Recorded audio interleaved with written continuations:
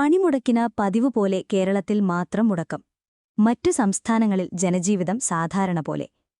കേന്ദ്ര സർക്കാർ തൊഴിലാളി വിരുദ്ധ നയങ്ങൾ സ്വീകരിക്കുന്നുവെന്നാരോപിച്ച് BMS ഒഴികെയുള്ള ട്രേഡ് യൂണിയനുകൾ നടത്തിയ 24 മണിക്കൂർ പണിമുടക്കിൽ പതിവുപോലെ കേരളത്തിൽ മാത്രം ജനജീവിതം മുടങ്ങി.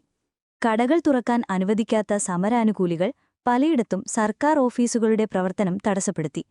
മറ്റു സംസ്ഥാനങ്ങളിൽ ജനജീവിതം സാധാരണ പോലെയായിരുന്നു. കേരളത്തിൽ സർക്കാർ ഡയസ് നോൺ പ്രഖ്യാപിച്ചിരുന്നെങ്കിലും ഓഫീസുകളിൽ ഹാജർ വളരെ കുറവായിരുന്നു. ബാങ്കുകൾ തുറക്കാനും സമരക്കാർ അനുവദിച്ചില്ല. KSRTCയും സ്വകാര്യ ബസ്സുകളും സർവീസ് വെട്ടിക്കുറച്ചത് ജനത്തെ വലച്ചു. സ്വകാര്യ വാഹനങ്ങളും ചരക്കുവാഹനങ്ങളും ചിലയിടങ്ങളിൽ തടഞ്ഞു.